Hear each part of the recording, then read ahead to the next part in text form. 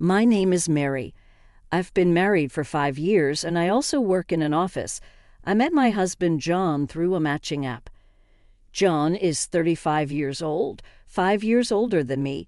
He originally worked for a big company, but after we first started dating, he left his job due to relationship problems at work and has since moved from job to job. I also work, so money is not a problem, but I wish he would work a little harder at this job. When we first got married, John and I lived together, just the two of us. But after my mother-in-law called us out of the blue, our life changed drastically. That collapsed come right away. My mother-in-law said. John and I rushed to the designated hospital. When we got there, darling, there was my mother-in-law sobbing her eyes out. We prepared ourselves for the worst, and then the doctor came in. I need to talk to you all, so please come this way. He led us into a small room that looked like a conference room. He told us that he was going to need nursing care and that we shouldn't expect him to recover quickly. He also said he needs nursing care, so either take care of him at home or find a place to take care of him. My mother-in-law is not working, so I thought she'd take care of him at home. As I thought, my mother-in-law said, I will take care of him at home. It would cost a lot of money at a facility, and I want to be with my husband. It was completely understandable that she would want to be with him, having lived with him for so many years. Then, back to the hospital room, my mother-in-law talked to us about taking care of him at home. I would take care of him, but I think there are limits to what I can do on my own. If it's okay with you too, would you be willing to live with me at our house? I thought it would be very difficult for my mother-in-law to take care of my father-in-law by herself. My husband asked, Mary, is that okay? I could understand how hard it could be for her, and I didn't have that much of a problem with my mother-in-law, so I said okay and agreed. I had no idea that it would cause such an outcome. A month later, my father-in-law was discharged from the hospital. We had already moved to my parents-in-law's house, so we went to pick up my father-in-law together. My father-in-law said, I'm really sorry. He was so apologetic that it was almost painful for me. After my father-in-law came home, things were very hectic. Since my mother-in-law was taking care of my father-in-law, she didn't have time to do housework such as cooking. I was in charge of the housework and John took care of the garbage. Perhaps it was because our lives were so hectic, I gradually felt that everyone was getting frustrated. I thought that John didn't have such a tough job, but I wanted him also to do the household chores. John sometimes complained about why he had to take out the garbage. I honestly thought, why don't you at least do that? But it was my mother-in-law who was the most stressed. Ever since she started taking care of my father-in-law, it was obvious that she was getting more and more frustrated every day. Hey, Mary, the bathroom was dirty. There was hair left on the floor. You need to clean it up. Hey, didn't we just have spaghetti? Don't be lazy to serve us the same meal within the same month. She started attacking me. John and my mother-in-law took advantage of me. Hey, haven't you been lazy lately? Mom is busy taking care of that, and all you do is work, right? You can't even do your housework properly. She lets you live at her house, so you should be working to pay the rent. He started saying things like that. After my mother-in-law started taking her frustrations out on me, I feel that for some reason, the distance between my mother-in-law and John seemed to have shortened. John had always been a bit of mama's boy, but I felt that the level had gone up even more. I knew how hard it was to take care of my father-in-law, so I tried my best to reduce the burden on my mother-in-law by cooperating with her on weekends. Gradually, she became more and more reliant on me. On Saturdays and Sundays, my mother-in-law and John would go out to eat together. They went shopping together on weekends, and I wondered if John's salary was enough to go out that much. I wished he would save money for the future, but I thought that if it was for my mother-in-law's refreshment, it was just for now. I took care of my father-in-law without saying anything in particular. My father-in-law could talk, so we could chat, laugh, and I enjoyed taking care of him. Seeing this, my mother-in-law said, "Mary, thank you for taking care of him." "I'm glad you're here."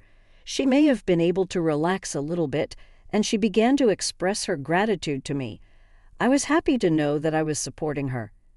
After that, I continued to work and do housework on weekdays. On weekends, I kept myself busy taking care of my father-in-law. My mother-in-law and John were almost never home on weekends. One Saturday, I was chatting with my father-in-law, and I felt him trying to say something to me. "What's wrong, Father? Is something wrong? Do you want a glass of water?" I would ask him, but he would just say no. "Please let me know if there's anything I can do to help," I told him. Then my father-in-law started to talk very reluctantly. "Lately, my wife doesn't take care of me at all," he said. "I thought my mother-in-law was doing her best to take care of him, so I interpreted it as meaning that she was not taking care of him the way he wanted." I said, "She is not a professional, so it's not easy for her." "No, it's not like that. She doesn't change my diaper even once until you come home," he said sadly. He also said, "John also comes to my room.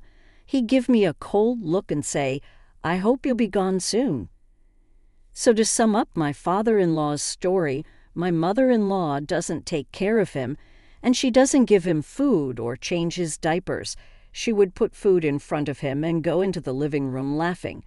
Furthermore, when he asked John to change his diaper, he said, "You're not a baby, so do it yourself," and he scolded him.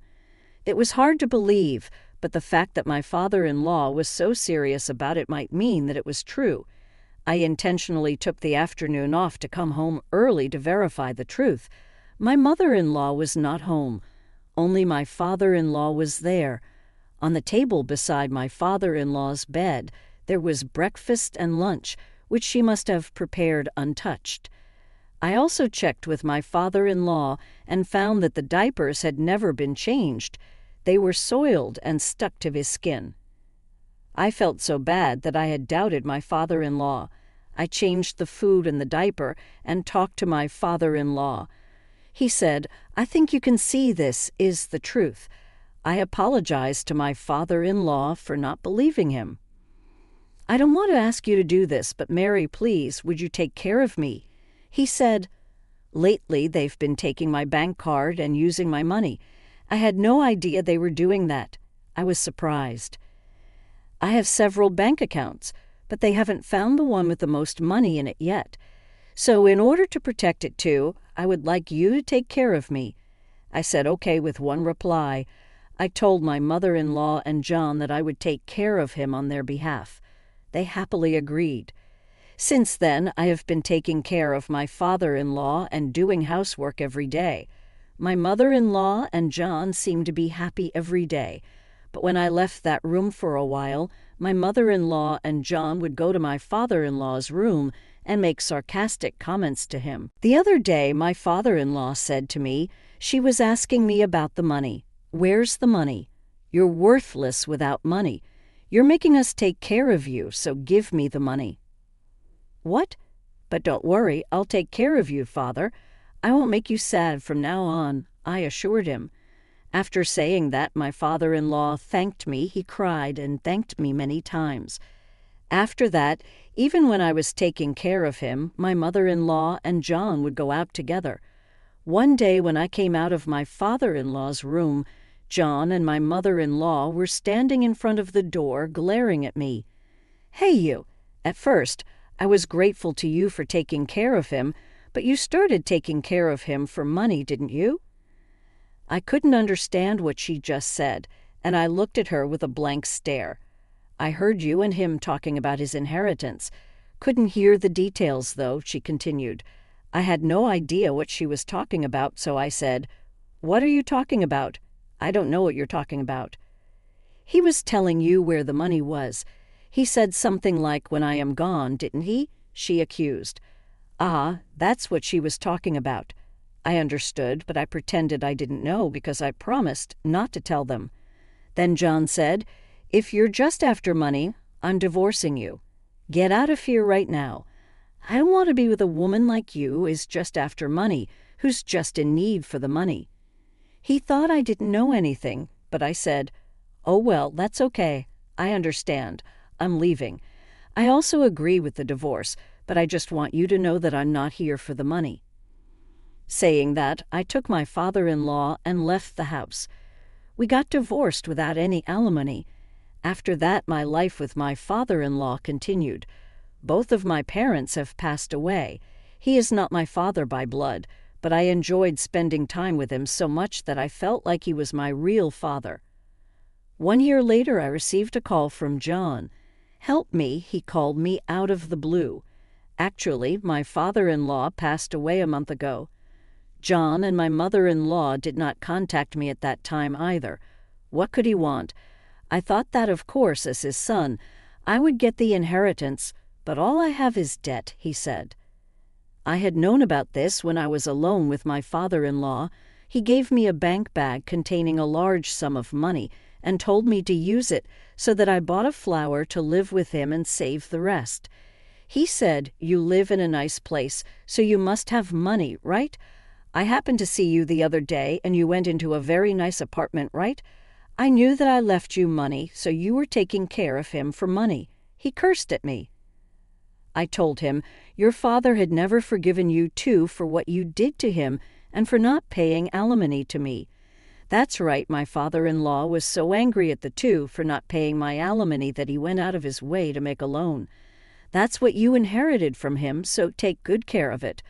I'm a stranger to you now, so please just don't involve me." With that, I blocked them so they could no longer contact me. Since then, the two of them had been in debt hell. They had been living comfortably, but now they were working hard to pay back the money. John, who has been moving from job to job, can't get a good-paying job, so he's working multiple jobs to pay back the money. Mother-in-law had a back injury, maybe due to her age, and now she needs nursing care. But of course, John is not capable of taking care of her. He leaves her diapers dirty all day long, just like he did with my father-in-law. What she did to him came back to her. I hope they are sorry for what they did. I've been alone since my father-in-law passed away, but I like to start moving on to a new life from here.